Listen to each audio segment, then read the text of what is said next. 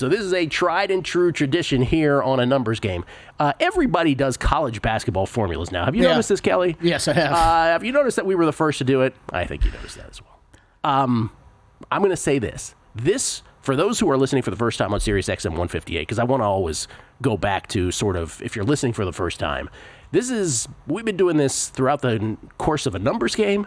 Before that, the Beating the Book podcast. Before that, the Betting Dork podcast. Essentially, what the point of this is to sort of guide you towards making proper futures bets to win it all in college basketball, and to steer you away from the notion that this March Madness of ours, this great American tradition, ends up being this upset-filled thing. It is, but just for the first weekend. That's the thing, right? Our image of Jim Valvano going around and hugging all his players in 1983 is not actually a thing. It was back then. It isn't now, because the chalk ends up rising. It goes chalk McChalkerson when it gets to the Sweet 16 and beyond. And so, when trying to identify a potential champion, here are the sort of here are the criteria that has been met for decades now. We have 6 categories. Let me just review them again for the first time for some. Last 34 champs, Kelly. The last 34 have had more assists than turnovers. That makes sense, right? Yeah, that helps. It helps to win basketball games. It does help. 32 of the last 34 champs had a head coach with Sweet 16 experience. Oh, look, there's 2 exceptions. 32 of the last 34 had a head coach with Sweet 16 experience prior to the year they won this. I know a lot of people are like, wait a minute, he's in the Sweet 16 now on the way there. Yeah, it doesn't count this year. I'm saying in prior years. The exceptions: 2014 UConn Huskies Kevin Ollie did not have any Sweet 16 experience before the Huskies won that year. And a couple years ago, not a couple years ago, but last year, well, no, yeah, that is 2 years ago, 2023, when Dan Hurley won with UConn, he did not have any prior Sweet 16 coaching experience. So those are the 2 exceptions to that. 28 of the last 29 champs went in the tournament with at least 3 wins versus teams in the top 10% of RPI. I know we don't really use RPI anymore, but that's how far back this goes. Hold that thought. We'll get to a few teams this year that excludes from being part of this formula, or qualifying anyway. Last 29 champs had a top 75 strength of schedule. That comes into play sometimes, particularly for teams out west. 21 of the last 22 champs were in the top 20 in adjusted offensive efficiency at KenPom. The only exception, Kelly, the 2014 UConn Huskies, the Shabazz Napier-led 2014 UConn Huskies, who were the exception to so many rules. Yeah. And then this last one, I think this is actually 20. Yeah, this is also 21 of the last 22 champs were in the top 20 in adjusted defensive efficiency. The only exception here, the 2021 Baylor Bears. The Baylor Bears were an exception to this one as well. By the way, the 3 wins versus teams in the top 10% of RPI, that exception was the UConn Huskies from 2014 as well. So the UConn Huskies of 2014 were the exceptions in 3 of these. And then the only other ones were Hurley as hadn't been a Sweet 16 coach in 2023, and Baylor in adjusted defensive efficiency 22nd back in 2021. So those are the only other exceptions to this. So it then begs the question, who, right now, 3 weeks before Selection Sunday, who qualifies, as we post up the odds, by the way, right now, Auburn is your short shot just by a tick shorter than Duke. Auburn's plus 360, Duke plus 370, and then it's Houston 8-1, Florida plus 850. Bama leads the double-digit parade at 12-1. Who qualifies? Auburn qualifies. 3 teams qualify at this very moment. Auburn qualifies. Bruce Pearl, no surprise to those who have been following college basketball intently this year, that Auburn is the number 1 qualifier, as is Duke. No surprise there. Auburn, by the way, first in adjusted offensive efficiency at KenPom. Duke second, and also 4th in adjusted defensive efficiency at KenPom. They are the 2 easy-peasy ones that get through easily. And yes, John Shire did coach to the Elite 8 last year, in case you were wondering about that.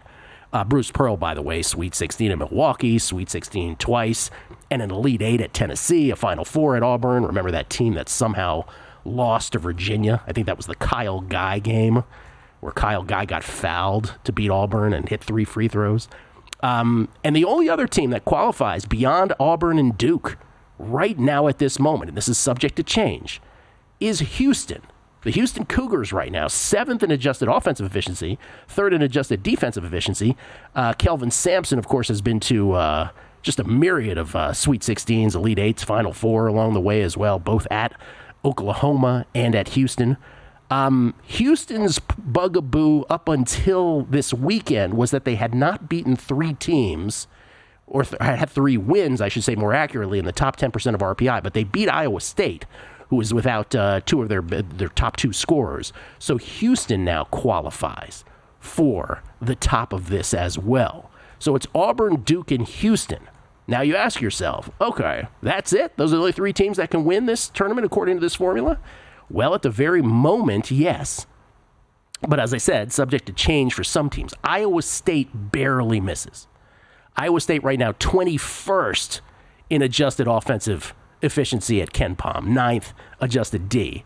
So they are really the team that is closest really to being in there, along with, by the way, Arizona, who's 19th and 18th. They qualify in both the KenPom categories, adjusted offense and adjusted defense, but they've only beaten Texas Tech and Iowa State, top 10% of RPI. They still do play Iowa State again and Kansas, so they can play themselves in. Wait, who was that? That's Arizona. Arizona, so okay. Iowa State and Arizona are the 2 teams closest to joining Auburn, Duke, and Houston. Now, if you're asking yourself, what about Florida?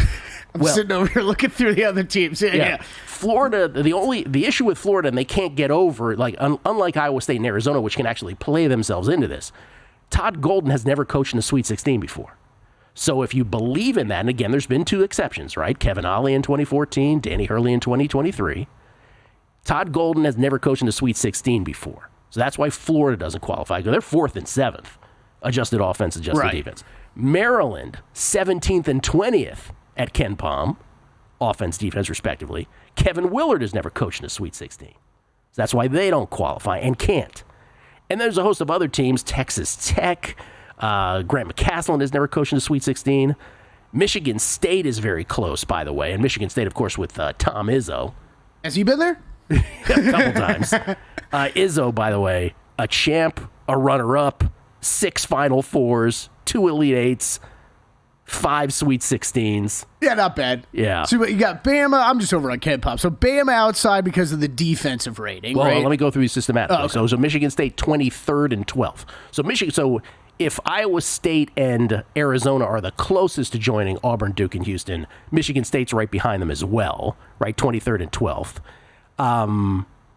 Bama, what you were saying is right. Bama, there's a couple teams here. Bama and Tennessee, right? Yeah. Bama's 3rd adjusted offense, but they're 47th in adjusted D.